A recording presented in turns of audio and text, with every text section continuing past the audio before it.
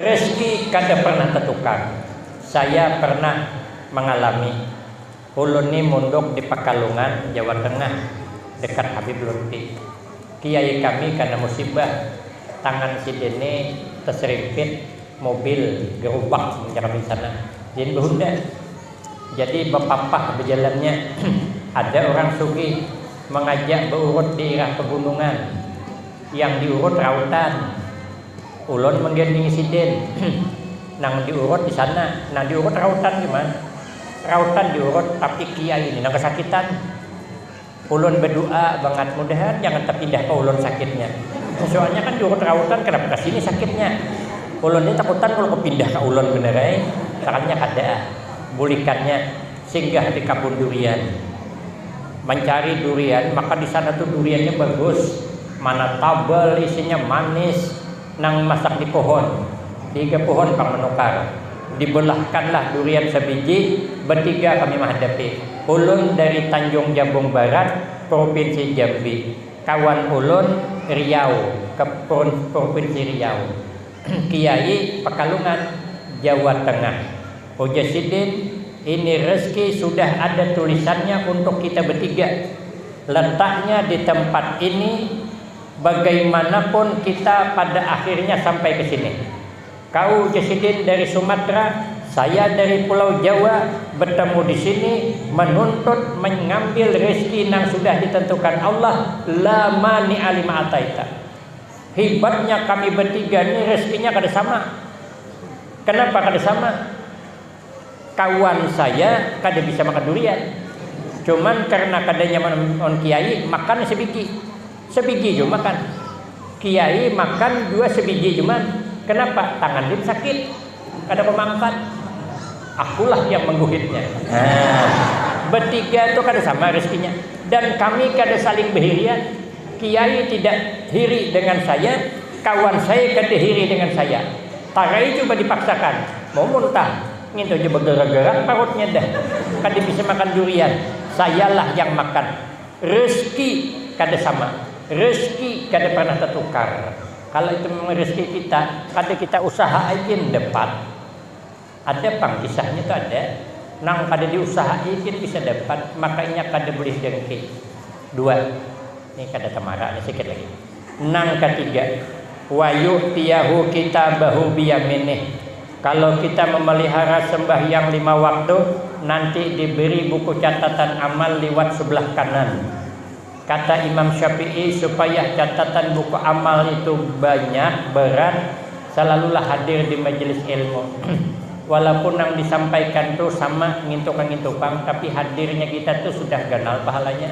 Ujar sahabat Abu Hurairah, ahabbu ilaina min alfi rak'atin tatawuan. Itu pahalanya lebih aku sukai daripada sembahyang sunat 1000 rakaat. Siapa yang sanggup sembahyang sunat 1000 rakaat sekaligus ada harapan itu orang wali itu. Mun kita ini ada harapan kita bi wali murid ha. Mana sanggup kita sembahyang 1000 rakaat tarai tiba pada pacul kepala hitohon. Kita sembahyang qabliyah ba'diyah saja belang kambingan. Kawan saya ada yang belang harimau aja jarangan banget. Ada sembahyang qabliyah ba'diyah, tapi hadir di sini pahalanya lebih besar. Lebih besar pahalanya hadir di majelis ilmu daripada mengantar jenazah ke makam 1000 orang. Kabila kita mengantarkan jenazah 1000 orang ke pemakaman, orang mati jarang. Kadang setahun sekali yang mati. Kayak apa hendak hari-hari mati. Mau di kampung biar 20 orang orangnya. Mau hari-hari mati 20 hari tutup kampung. Ada 2 orang lagi. Tapi hadir di sini alhamdulillah memberatkan timbangan amal. Nang keempat, wayamuru ala sirat kalbarki. Nanti menyeberang titian siratal mustaqim bagaikan kilat menyambar. Imam Syafi'i ngasih amalan. Supaya nyaman menyeberang titian siratal mustaqim, hidup harus bersayang-sayangan. Hidup jangan bermarah-marahan. Karena kalau kita bermarah-marahan bisa ningkat.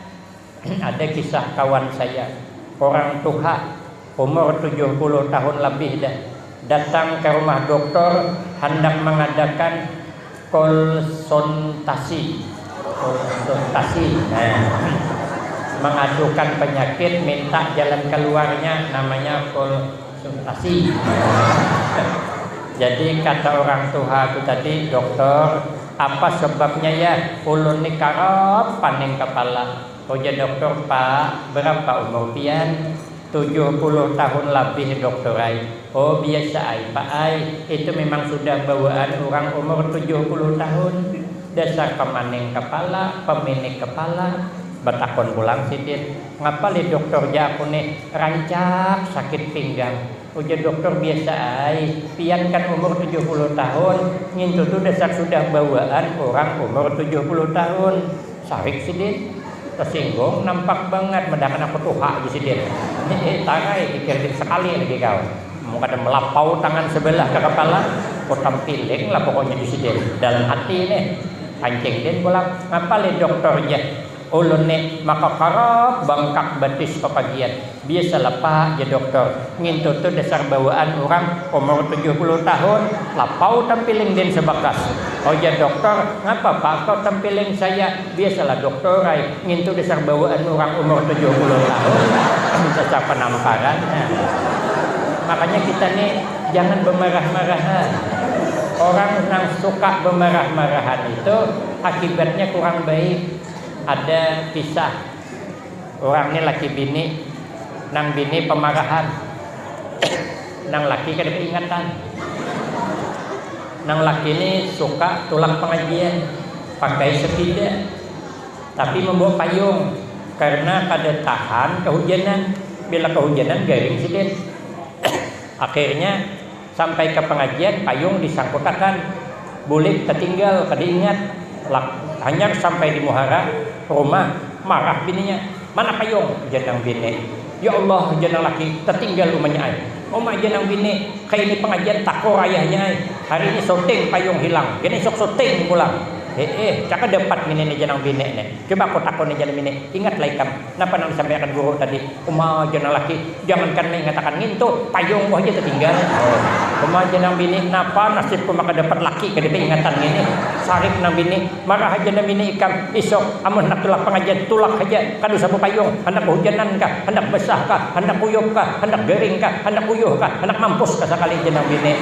Pilih-pilih mata laki. Kedua ini jawab, karena bini tawani pada laki. Laki kan kada takutan kada bini, cuman bini tawani lagi kurang sama juga.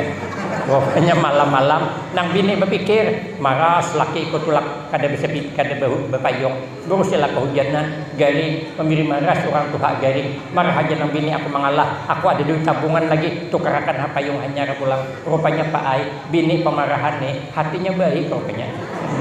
Makanya ibu-ibu, nah sudah terlanjur pemarahan, tarusakan ada apa-apa. Yang penting kan hatinya baik begitu. Esok ojanang bini jen tulang pengajian, tapi ada syarat. Ini payung hanyar, jangan sampai tertinggal. Ikam mau payung tertinggal, ikam ke hukum. Kada boleh guring ke rumah, guring di pelantar aja. Maka nang laki penakutan dia tu pucung. Maka tulang ke pengajian kada melapas dari payung dikapit. Orang berbacaan sidin pakapit payung. Orang bersalaman payung dikapit. Sampai bulik pakapit payung. Sampai ke rumah selamat payung. Senang sidin. Umanya. Nah alhamdulillah payung kota berbulik kada tertinggal lagi. Jenang bini payung berbulik. Sepidamu mana? Nah pulang parah lagi. Makanya kita jangan bermarah-marahan. Supaya nyebrang titian siratal mustaqim nyaman. Nang kedua birrul walidain, supaya nyaman nyebrang titian siratal mustaqim, berbuat baik kepada kedua orang tua. Ulun kada banyak bisa menceritakan waktu nak habis dah. Nang terakhir, nang kelima wayadkhulul jannata bighairi hisab. Kalau sembahyang dipelihara nanti masuk surga kada dihisab lagi. Kata Imam Syafi'i ada amalan supaya nyaman masuk surga. Pertama, bersifat tawadu, rendah hati, jangan merasa hebat. Sekalipun kita hebat, apalagi asli kada hebat. Karena hebatnya kita tidak terlepas kerja sama orang lain. Orang sugih kenapa hebat? Karena ada orang susah umpat begawi di kabun kita. Amun orang sugih beretaan ngalih kita, bucur rumah siapa nampali? Tukang dede orang sugih beretaan, paksa naik seorang nampali, naik kawat turun kedua ini. Pada begena dia hubungan rumah lagi. Mobil rusak kempis bannya siapa bikin? bingkil dia orang sugih beritaan. Makanya orang sugih itu kenapa hebat? Karena ada orang susah. Maka jadi orang sugih kan dosa sombong. Jadi pejabat kan dosa sombong. Belian dapat duduk di kursi dewan tuh karena ada yang milih. Munda ada yang milih, mana bisa duduk di kursi. Jadi penceramah jangan sombong. Sampian hebat ceramah kenapa? Karena ada yang mendengar.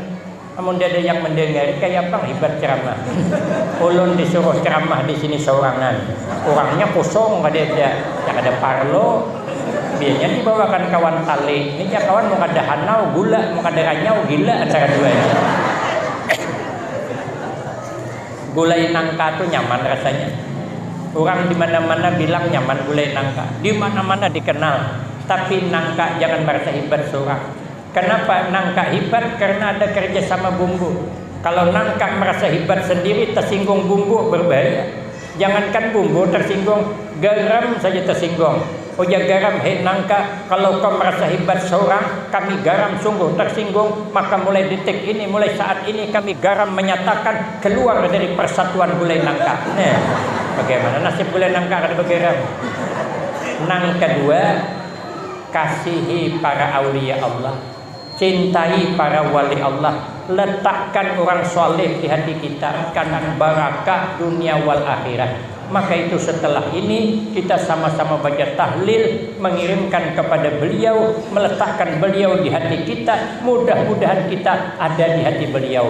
Kalau bisa begitu, yakinlah kata Nabi, model beginilah orang yang bisa masuk surga majanan secara gratis, karena ada di hatinya sayang dan cinta kepada ulama, kepada orang soleh.